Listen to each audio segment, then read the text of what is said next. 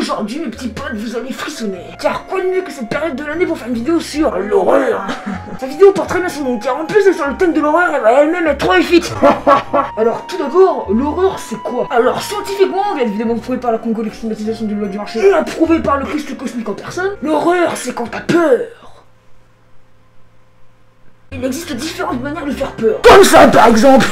Alors ce que je viens de vous faire et que je me suis amusé à faire avant et peut-être après, c'est ce qu'on appelle fréquemment un jumpscare ou un screamer. C'est le fait de faire peur avec la surprise. La deuxième manière la plus fréquente de faire peur, c'est le suspense. Alors le suspense c'est quoi? Eh bien c'est exactement ce que je suis en train de faire, c'est-à-dire... Vous ne le croirez jamais mais je vous assure que c'est...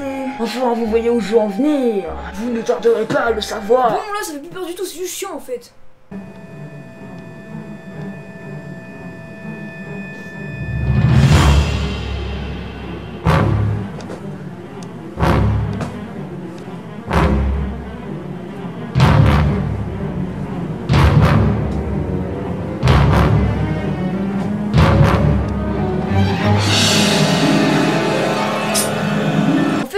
C'est le fait de faire durer une scène avec une ambiance apeurante pour qu'au final il ne se passe rien. Ou quelque chose. Voilà c'est bon j'ai fini, du coup j'y vais.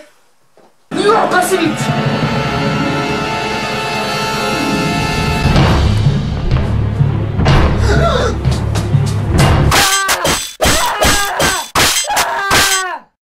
Bon.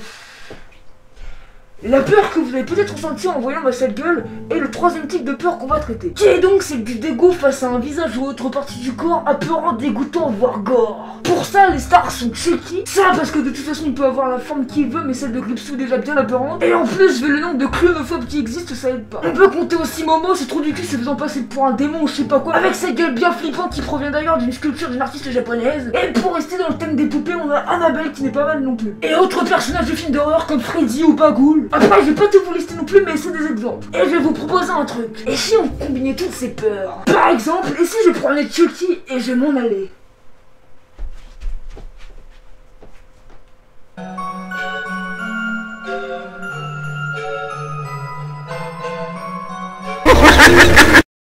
Bon, les films d'horreur c'est bien, mais quoi de mieux que regarder des gens être dans la misère et avoir peur?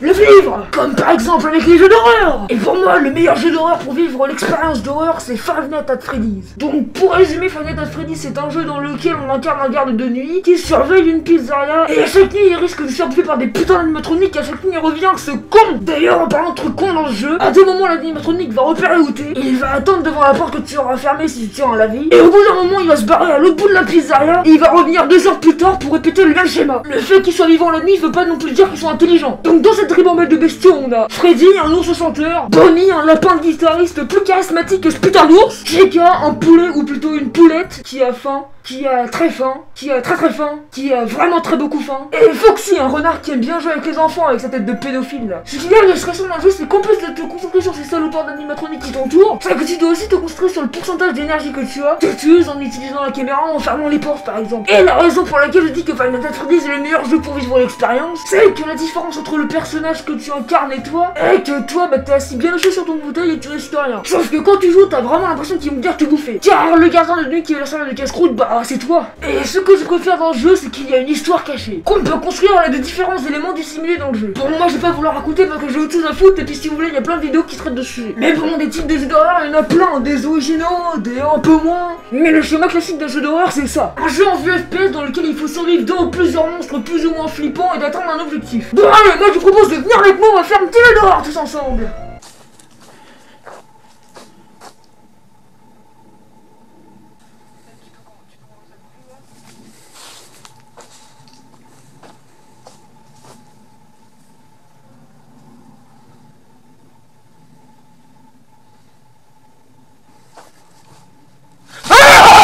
Alors, vous avez eu peur? Tiens, en parlant de jeu, un truc qui fait frissonner bon nombre de personnes, les Ouija!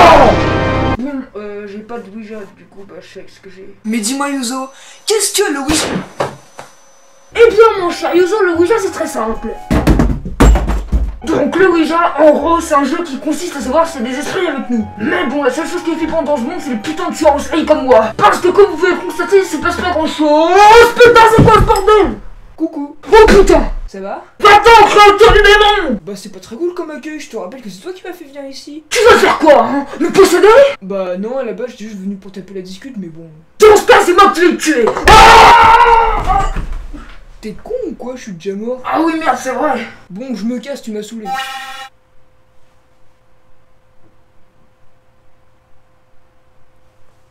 Oui, moi je vous avais dit que c'est que des conneries! Ah, oui, c'est vrai, j'ai oublié un truc. T'inquiète pas si t'entends des bruits cette nuit.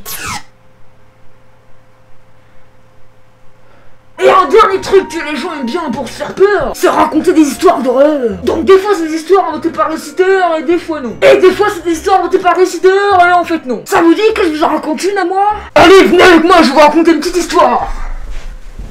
Donc c'est l'histoire d'un petit enfant qui rentre à l'école et sur le chemin il croise un mec avec une hache et il lui découpe sa gueule. Bon c'est bon, tu vas te calmer, elle est merdique ton histoire là. Qu'est-ce que t'as? Toi t'as un problème? Bon vas-y c'est bon, c'est moi qui vais la raconter parce que t'es une grosse merde. Non, putain non.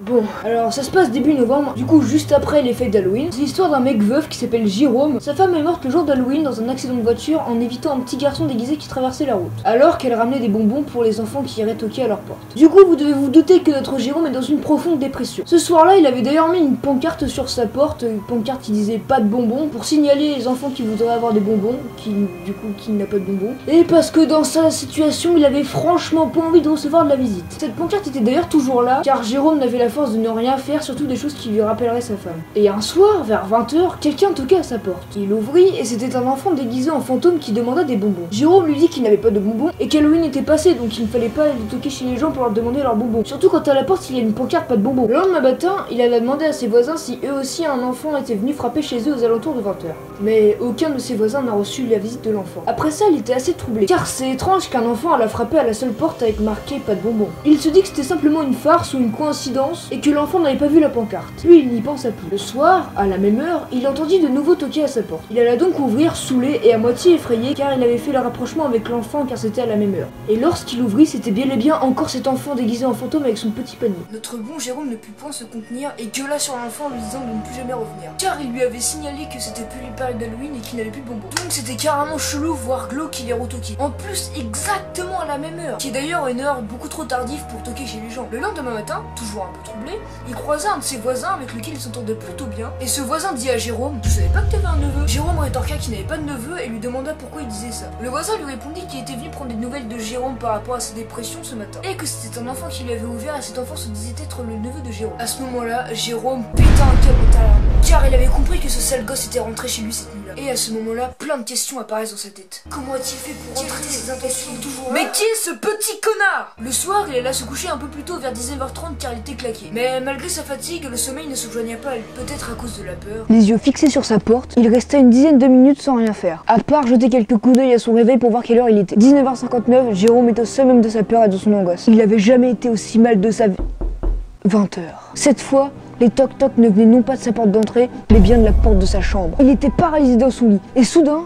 Elle te manque? Il comprit. Il comprit que cette voix parlait de sa femme. Il comprit que cette voix était celle de l'enfant. Puis, un flash. Dans ce flash, il voit l'accident de voiture de sa femme. Et vit l'enfant qu'elle a évité et pour qui elle a donné sa vie. Puis, lorsqu'il revint à lui, il n'était plus paralysé. La porte était ouverte, mais l'enfant n'était pas là. Étonnamment, la peur l'avait quitté et il réussit à s'endormir. Le lendemain matin, le voisin était assez inquiet au sujet de Jérôme par rapport à ce neveu. Donc il alla toquer chez Jérôme et c'est encore ce fameux neveu qui ouvrit. Minuit 2, le voisin poussa l'enfant et courut en direction de la chambre de Jérôme. Et lorsqu'il ouvrit, il tomba sur son voisin Jérôme, pendu à son plafond. Donc j'espère que ce petit vidéo vous a plu. Sur ce, moi j'ai un truc à finir, je vous laisse.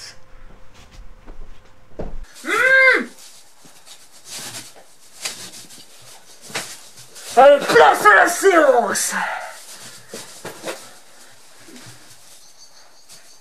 Désirez-vous un peu de sirop? Bon, Je voulais combien? oh vous inquiétez pas, pour vous c'est cadeau monsieur. Merci monsieur. Allez, salut.